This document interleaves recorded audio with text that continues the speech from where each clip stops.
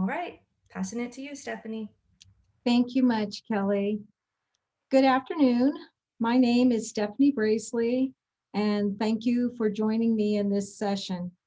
Today, I will share the results of research I conducted about the perceptions of 16 faculty OER experts on activities for advancing adoption of open educational resources, or OER, in higher education over the next 10 years in the United States. As I go through the presentation, I may ask you to post comments in the chat. The chat is considered private and will not be a part of the session recording. However, I would like your consent to either use some of your messages or to share them. So please, if now you could go to the chat and respond yes, consent, or no, consent, so that I will know. And I'll give you a few moments to do that.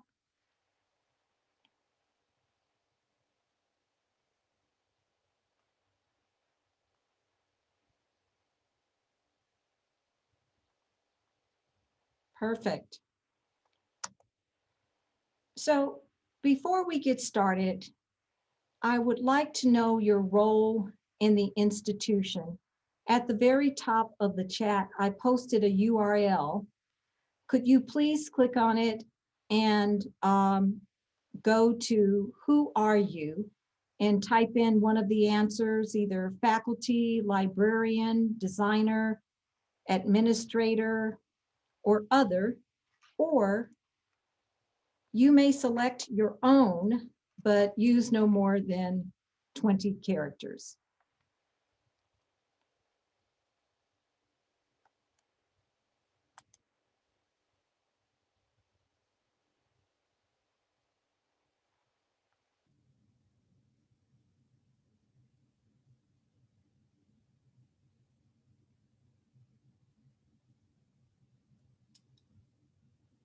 I see quite a few librarians because it's very dark. Can people see the answer garden on my screen?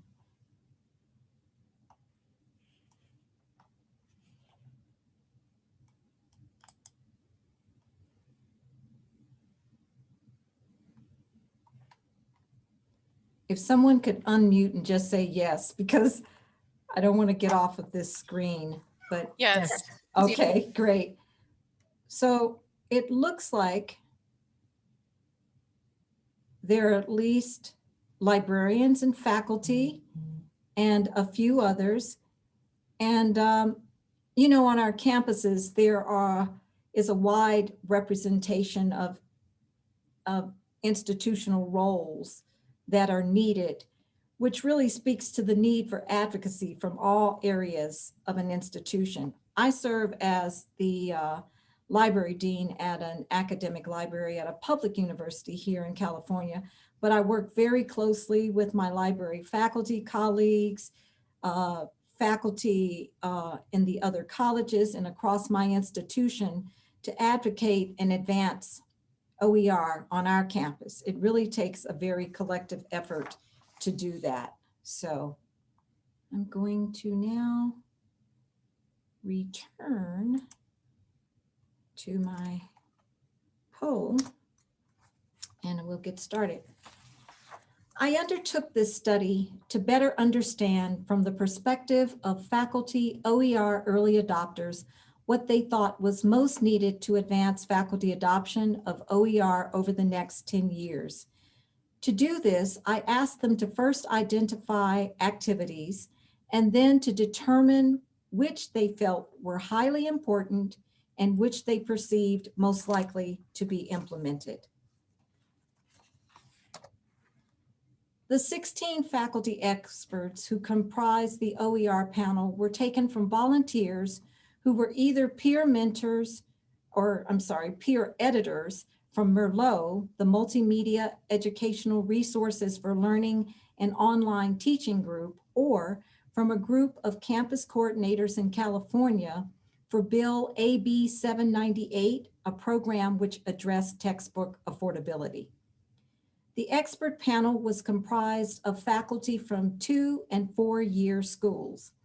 They represented part-time, full-time, tenure track, tenured, or lecturer faculty in all disciplines except art. All panelists had the required minimum of 5 years working with OER, and the majority of panel members had 10 or more years experience developing and using OER. To gather this data, I used the Delphi technique, which is a mixed methods approach with a goal of gaining consensus around a problem or topic. Typically, it consists of 3 rounds. In the first round, I asked the panel to provide 4 to 6 activities that they thought would be needed to advance OER over the next decade.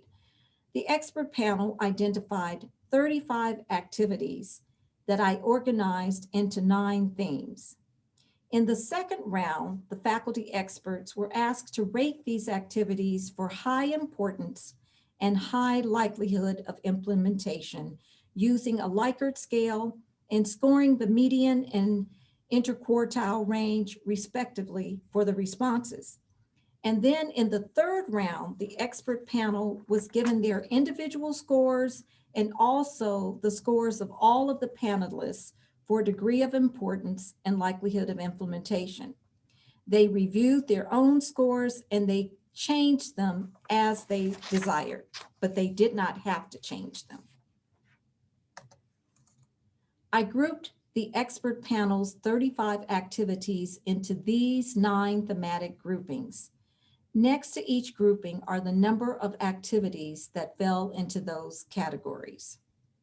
You will notice that the 2 themes the panel members identified with the highest number of activities were those that were associated with administrative and institutional matters, which had 7 activities, and those dealing with faculty development of OER and the 5 R's: retain, reuse, revise, remix, and redistribute. In round 2, panelists were asked to review the 35 activities and to rate those that they felt to be highly important. The faculty panel identified 17 that they thought were highly important. This particular slide reflects the 9 activities that received the highest median score, signaling high importance. Of these activities that received the highest rating, the 3 themes that are not represented deal with academic governance and RTP, or retention, tenure, and promotion, student involvement in OER, and faculty partners. At the end of my presentation, I am going to ask you to take a poll on which of these are most important at your institution or organization. Also, in round 2, the expert panel rated the 35 activities with respect to those that they thought were likely to be implemented. The interquartile range scores range from a high of 95% to a low of 60%. The activities that are listed on this slide are in order of the highest IQ score to the lowest.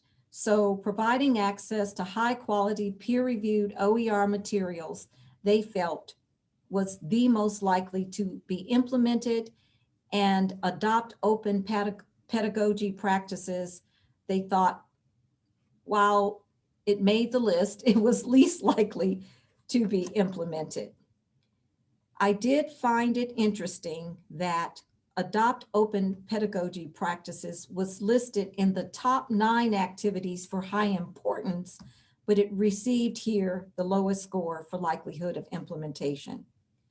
Also, these 5 theme groupings: academic governance and RTP, student involvement in OER, department and discipline-based activities, faculty development of OER, and faculty partners, they were not represented in this list of activities likely to be implemented.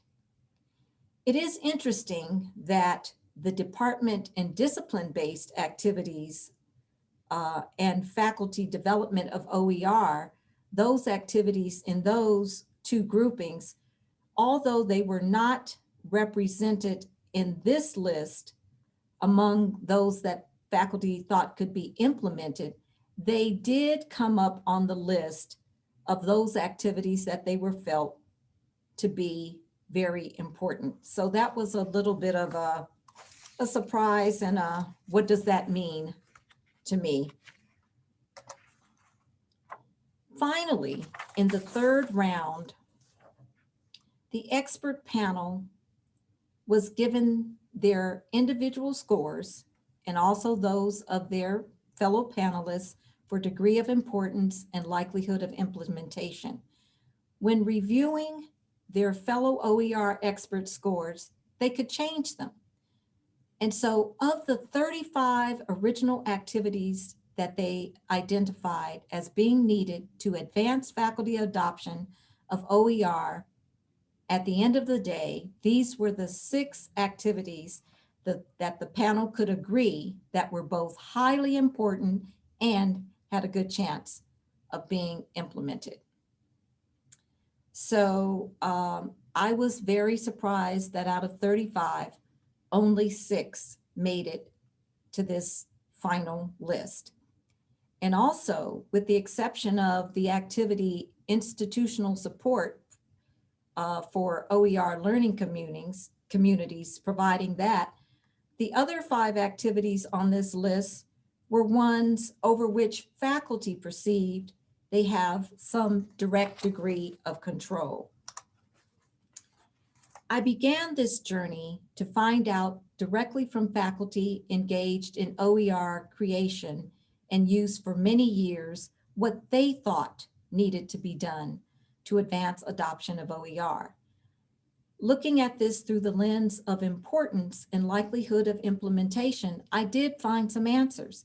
However, I was quite surprised that at the end of the day, the panel did not select any of the activities that fell into the grouping for administrative and institutional matters. They only selected items over which they felt they had direct agency to engage and implement. So I wanted to know, does this surprise you? I would appreciate your comments on this in chat. If this was not a surprising revelation for you, please expound on that for me too. And I'd like to know what does it signal for you? And I'm going to take a look at the chat and see what you guys are saying. Oops. Chat.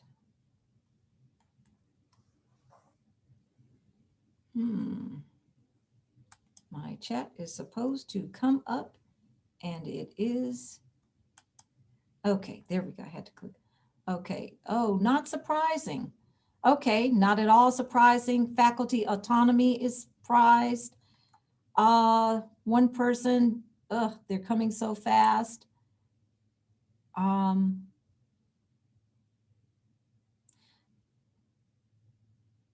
Surprised that faculty incentives to adopt OER or to drop commercial textbook is not on the list. And this person, oh, Stephen Bell. Hi, Stephen. Past research by OpenStax indicated that faculty incentives was the #1 way to advance. I am surprised at some of these in practice.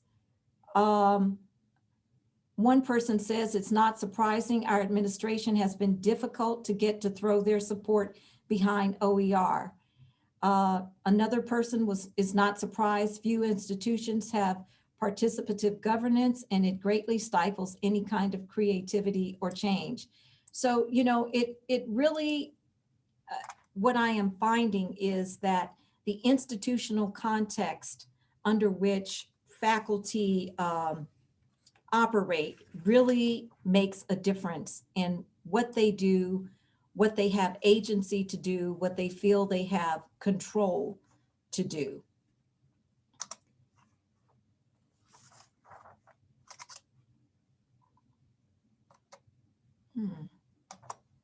Okay, let me try this again. I'm trying to go back to my, okay, let me go back up. Okay.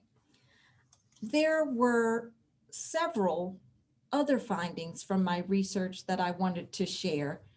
First, I was surprised at how few faculty experts revised their ratings for importance and likelihood of implementation after seeing the scores of their colleagues. Perhaps this was because they were doing this via a questionnaire and thus in isolation.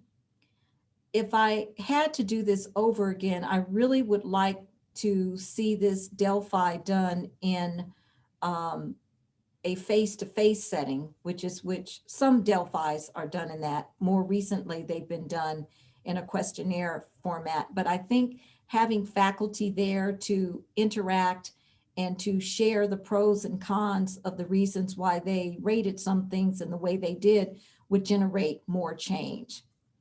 The second activity about adopting open pedagogy practices was included as a final finding for consensus. And even though I was so happy to see at this conference that there are quite a number of presentations on open pedagogy, at the time that I was doing my literature review, there really wasn't that much written in the literature. So I'm really thrilled that this was listed as as something that really needs some focus and some attention. And then the third one that I didn't put on this list, but I think it's worth mentioning, is that the activity provide faculty funding and or release time to develop ancillary materials, which received the highest ranking for importance, was rated quite low for likelihood of implementation. So to me, although the OER expert panel arrived at consensus around this activity's importance, they were skeptical of it being implemented. Perhaps there was a lack of confidence that the institutional structure, culture, or decision-making bodies would support this critical activity. I would like you now to go to the second poll.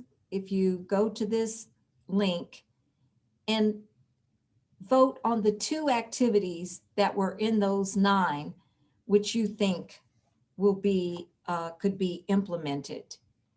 I will put this in the chat as well. Let me go back up here, and I'm going to stop sharing for a moment so I can get this in the chat.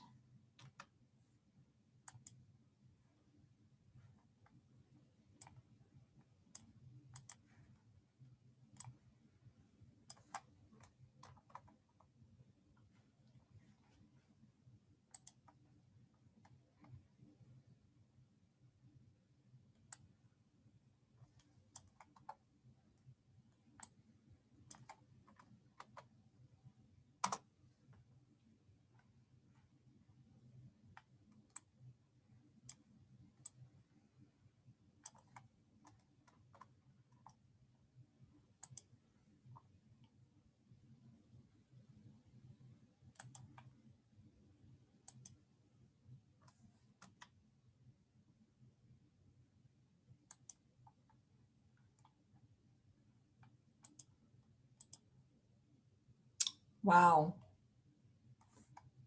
Okay, so let me go back over here and share my screen again so that you can see what some of the answers are. So at your institution, it looks thus far like the 2 that are gaining the most traction at your institutions are increasing faculty awareness of and value of OER, and also providing faculty funding or release time to develop OER materials. Fairly close behind is training for searching, locating, and evaluating OER. And I think of the top four, we'll round it out with provide access to high quality OER. So the providing access, high access to quality OER and increasing faculty awareness and value of OER are the two that are most talked about in the literature. So that is the end of my presentation. And if you have any questions, I am going to stop my screen and either unmute yourself or you can put a question in the chat. Thank you.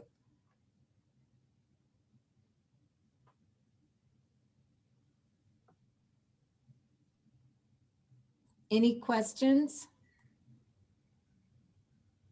I'm going to move my webcam over here so I don't look like I'm looking away from you all.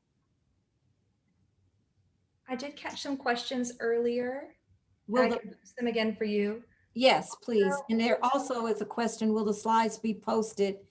Yes. And the study dissertation results is that reference I also put in my slide so that you would have that for additional information. So Kelly, you were saying? We have about 2 more minutes on the recorded formal presentation, but then after I end the recording, you guys are welcome to hang out for 15 minutes and have an informal discussion. One question I saw earlier was, how do you select your experts? So this was a purposive sample, and I did draw from the list of those peer editors for Merlot or the campus coordinators who were involved in the AB 798 textbook affordability program. There were 2 librarians and the remaining people were faculty. But the librarians in the study did have faculty status at their institutions.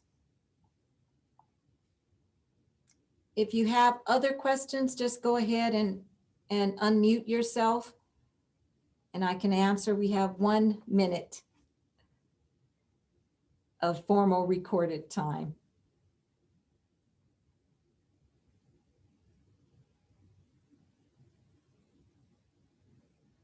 Okay, this makes it easy. I don't have anything that I can't respond to. I actually have one quick question. This Yes. is Karen Bjork. I'm at Portland State University. I see that your dissertation was completed in 2018. So have you done this study more recently? No, this was done in spring of 2018. Great, thank you. You're welcome. Okay, I'm going to go ahead and end the recording now, but you guys are welcome to hang out and have more informal discussion. There were a few more questions, but the chat was so active that I'll send them to you after I end the recording. Okay. You guys can chat. Thank Thank you, you, everyone.